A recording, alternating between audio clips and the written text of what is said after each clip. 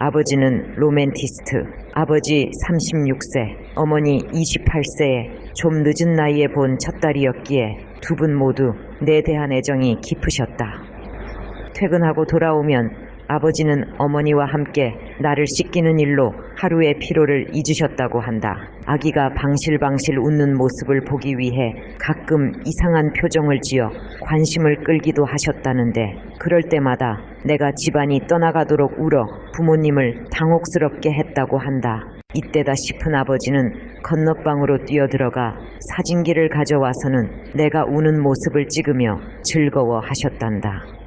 아버지는 내가 첫돌이 될 때까지 나의 성장 과정을 놓치지 않고 사진으로 기록해두려고 하셨다. 어머니가 들려주신 젊은 시절의 아버지는 로맨티스트였다. 온종일 울며 어머니를 괴롭힌 내 곁에서 피곤해 아버지는 한편의 시로 적어 책상에 몰래 올려두고 출근하신 적도 있었다니. 젊은 시절의 아버지는 요즘 젊은이들식으로 말하자면 닭살스러운 애처가였던 듯하다. 외가는 충북 옥천에서 첫 번째로 자가용을 소유했을 만큼 부잣집이었다. 외할아버지의 사업은 나날이 번창해 어머니는 어릴 때부터 교동 작은 아씨로 불리며 성장했다. 어머니는 대학에 진학하고 싶었지만 여성의 교육에 보수적이던 외할아버지의 반대로 결국 배화여고를 졸업하고 잠시 교편 생활을 하셨다. 결혼을 하기 전까지 어머니는 외할머니와 함께 제법 규모 있는 큰살림을 관리하면서 외할아버지의 사업을 도왔다. 주변에서 홍이가 늦어진다고 걱정할 무렵 하루는 정보국에 근무하던 어머니의 친척 오빠가 아버지와의 맞선을 제안했다. 대구사범학교 선배인데 청렴하고 강직한 사람으로 지금은 군소령으로 있다며 외할머니께 어머니의 맞선을 적극 권유했다. 6.25 전쟁이 일어난 지 얼마 되지 않아 가족 모두 부산으로 피난가 있을 때고 어수선한 시절이었지만 외할머니에게는 나이가 꽉 찬 딸의 혼기가 무엇보다 걱정이었다. 외할머니의 추진으로 전격 성사된 맞선은 가족이 새를 들어 살던 영도의 집에서 이루어졌다. 어머니는 집에 찾아온 아버지를 보는 순간 첫눈에 어떤 예감 같은 걸 느꼈다고 말씀하신 적이 있다. 한 언론 인터뷰를 통해 어머니는 그날의 인상을 이렇게 표현하셨다. 군화를 벗고 계시는 뒷모습이 말할 수 없이 든든해 보였어요. 사람은 얼굴로는 남을 속일 수 있지만 뒷모습은 남을 속이지 못하는 법이니까요. 그 후 몇 번 만나 뵈니 그 직감이 틀리지 않다는 걸 알았어요. 소박하고 미덥고 정다운 분이세요. 첫 만남부터 아버지를 마음에 두고 있던 어머니와 달리 외할아버지는 아버지를 못마땅히 여기셨다. 가난한 군인에게 귀한 딸을 시집 보낼 수 없다는 것이 그 이유였다. 하지만 외할아버지의 극심한 반대에도 불구하고 어머니는 결혼식을 강행했다.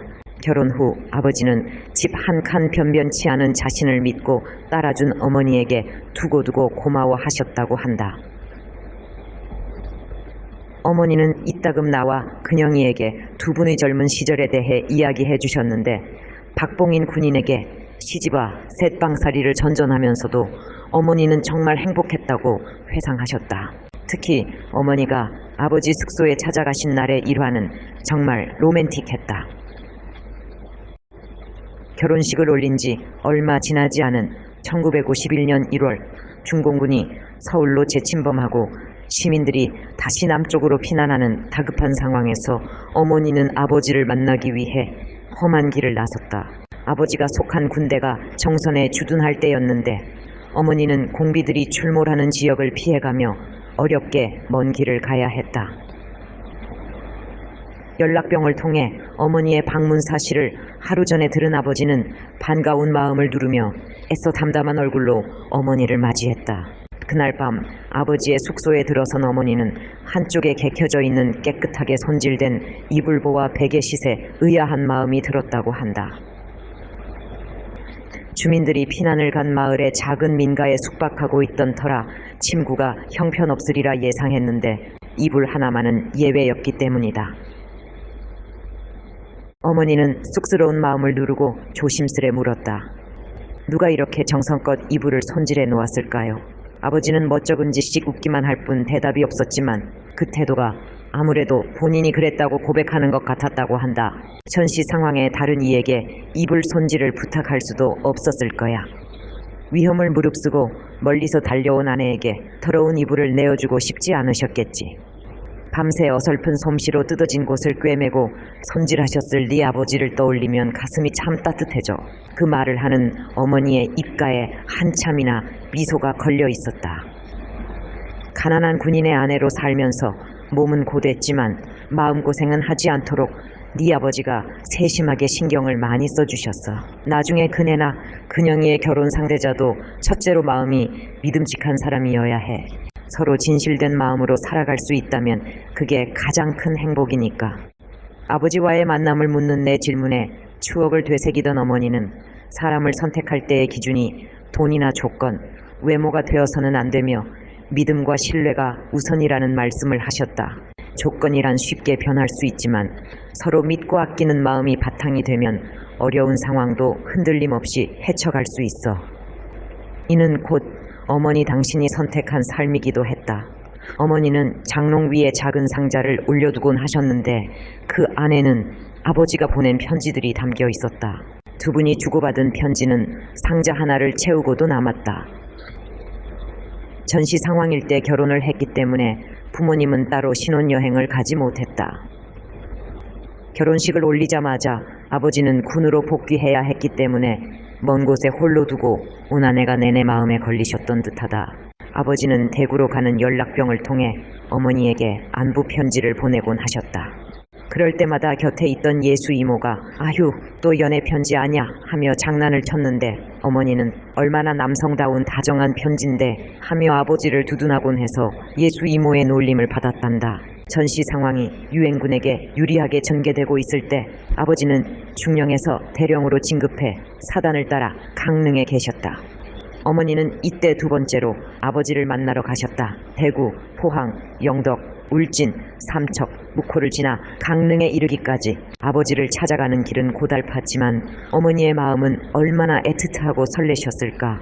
언젠가 어머니가 강릉에서 머문 이 일주일이 당신의 생에서 가장 행복한 한때였다고 회상하는 걸 들은 기억이 있다.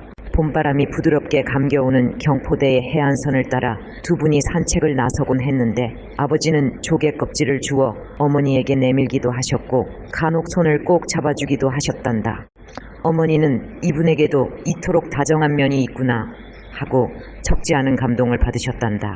강릉에서 대구로 돌아오고 얼마 후 아버지에게서 편지가 왔다. 그 속에는 시 한 편이 들어있었다. 춘삼월 소묘.